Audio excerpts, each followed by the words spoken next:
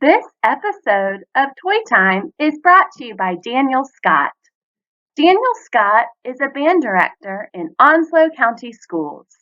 He is the 2020 Burroughs Wellcome Fund North Carolina Southeast Region Teacher of the Year. In this episode, Mr. Scott is going to take you all around the world to look at different musical instruments. As Mr. Scott will tell you, music is the language that connects us all across the world. Get ready to learn about all different instruments and how you can practice music in your own home.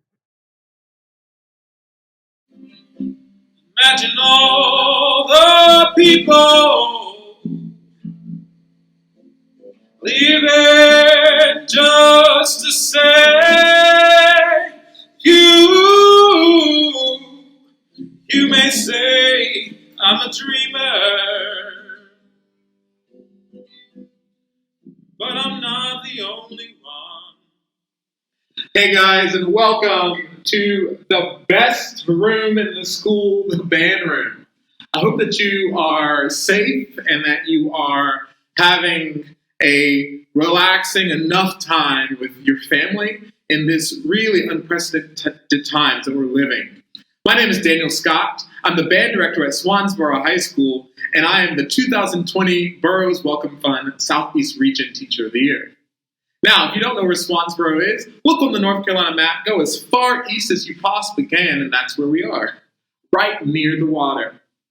I wanted to start out with music because I feel like music is truly one of the most healing and powerful things that we can have in our possession. And so this is going to be a really amazing lesson that we're going to take you across the world. It's the one unifying voice that we have is the music that connects us. And the first instrument that I played is actually not even an American instrument. We're going to be talking about a lot of different instruments today that are all inspired by different countries and different cultures. And this is one of them. The American now guitar was first originated in Spanish culture. And the dates and the origin goes all the way back to medieval Spanish times. And one of the coolest things about this is that it actually originated from an instrument that was known in the Renaissance area as the lute. Okay, so that's the first one. But I want you to check out all the different goodies that we have today. We are going to be talking about the go-go bells, the maracas, the ghetto, the castanets, claves, cabasas, cowbell, shaker, and much, much more. So please join me in this journey. Let's get first into these over here. What I'm touching right now is called the timbales. The timbales, played by the timberos of the Cuban culture, is originated from Cuba, but first started from the American timpani or kettle drum. When the kettle drum was shipped over to Cuba for march music, they started to realize that they had a need for these exact same type of sound in their street music. And so the timbales were created. Here's some things that are different. The timbales are much thinner as drums, and they're not as long. Also, there is no batter head underneath. There's only the top head. So because of that, they're tuned a lot higher, and they sound different than regular drums. Take a listen.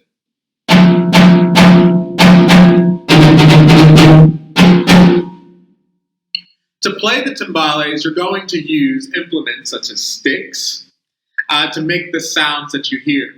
The timbales were used in the first of the origins of the danzon, which is the music of dance, and that genre was created in Cuba.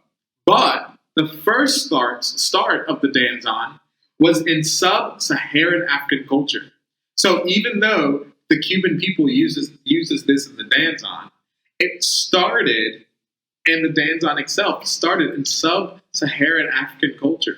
So, like I said, we're already combined with just one instrument. Let's listen to a few things that can be played on the timbales.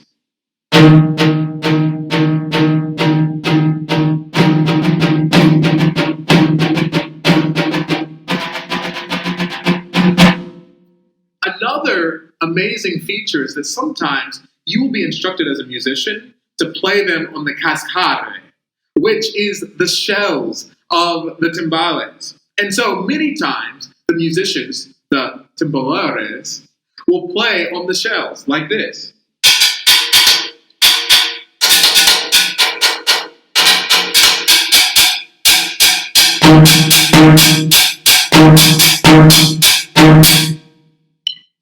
Staying with the Cuban tradition, we're going to start with some hand implements and hand percussion.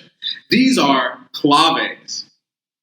The claves, like I said, started in Cuba and are used to play in your hands.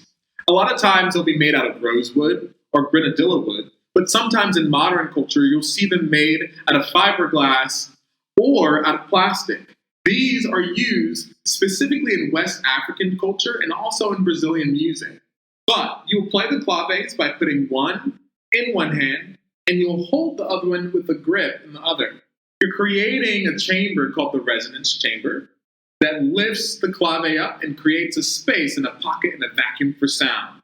Here's an example of a rhythm for clave.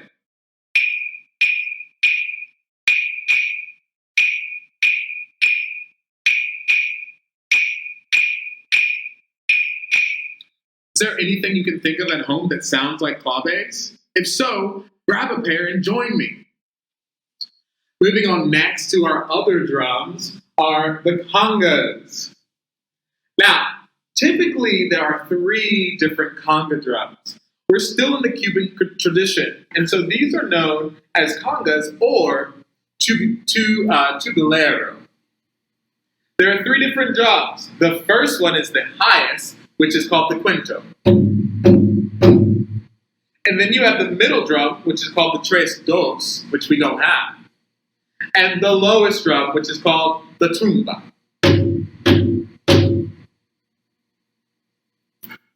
These instruments are used and were started in the West African Cuban tradition and moved over to all different types of music, such as the conga and the rumba. These, like I said, were developed by Cuban people of African descent. Now, there are 5 different ways to play this. One is called the open tone, which you just use your hand against the side, and the palm is out. Another is called the muffle tone, also known as the tono agado.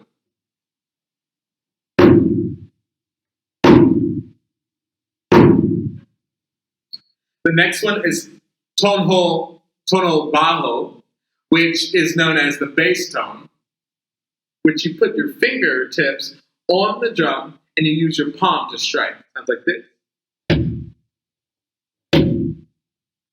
The next one is tono seco, which is just a slap tone.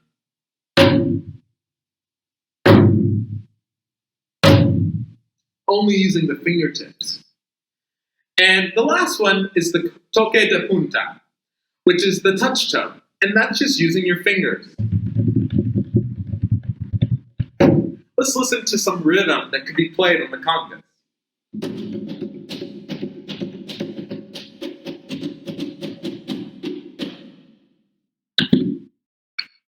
On to some of my favorite, the maracas. Also, the shaker. The really interesting thing about these is that in American culture and modernized culture, they're typically made out of plastic. But in actual sub-African culture, they were made from gourds. Now the maracas, you can tell, are different from the shaker because the shaker has no handles, and the maraca is usually played with handles. These originated from the Brazilian Tupinamba Indian tribe. And the exact time of origin is not known, but we do know that these are played in Caribbean and Latin music all the time. Here's a couple of different ways you can play the maracas. Obviously with the handles.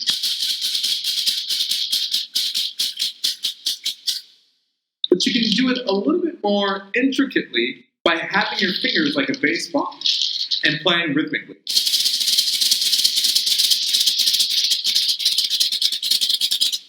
Same thing with your shaker. You can play. Is there anything at your house that you think could sound like a maraca or a shaker? Grab it and join our drum circle later on. Next, we're going to go to our African instrument. This is the agogo. The agogo is one of the oldest samba instruments, and in addition to that, was created in the West African Yoruba tribe. Now, agogo in the Yoruba nation means bells, and so sometimes in America you'll hear these called the agogo bells. A lot of times there's either 2 or 1 bell, and they're a little bit higher pitched than the cowbell. So let's listen.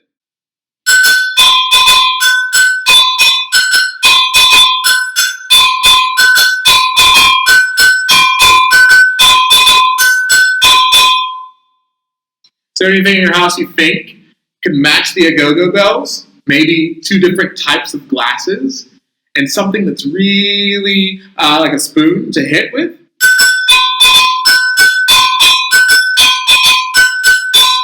Make sure to be careful, but if you can think of it, grab it and join our drum circle in a second. Next, we're going to go to my favorite that also has a face, the guero. The guero usually created by a gourd, but like I said, in modern times, we use a lot of plastic, so things are a lot durable. We're not quite sure where the origin and where it started from, but it's from the Tano people of the Caribbean nation have been credited with the creation of the guero. Now, you will have holes on one side for holding, and then the other side will be ribbed so that you can play the music. But check out how the guero sounds.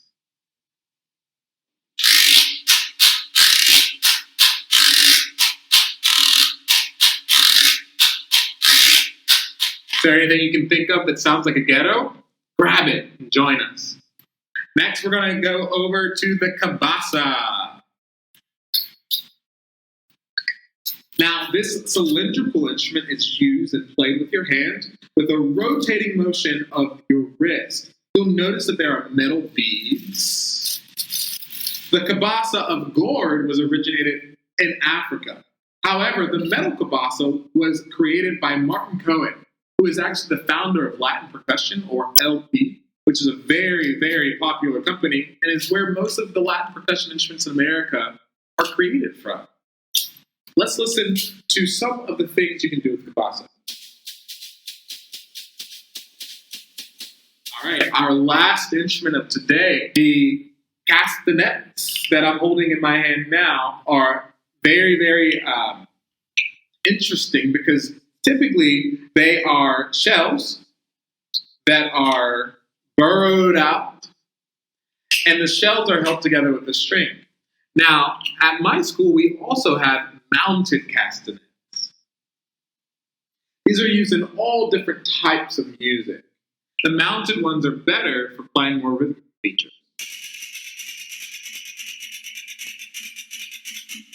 as opposed to the 2 that will go around your thumbs and you'll click them together. Now, if you've got your instruments and pots and pans are included, we're going to play along with a little samba groove. I'm going to start the music, and as you hear your instrument come in, I want for you to join us.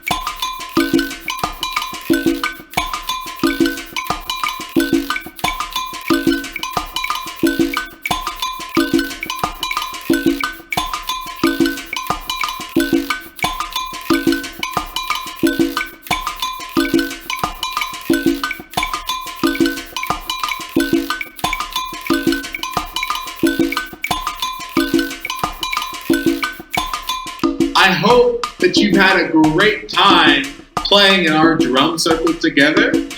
This has been so much fun for me, and I really hope you've enjoyed our journey around the world and listening to the different sounds of Latin percussion and African Cuban and Latin African and South African and American made, Spanish made instruments. Like I said, music is truly the universal language, and I'm so happy that you were able to join me in today's lesson.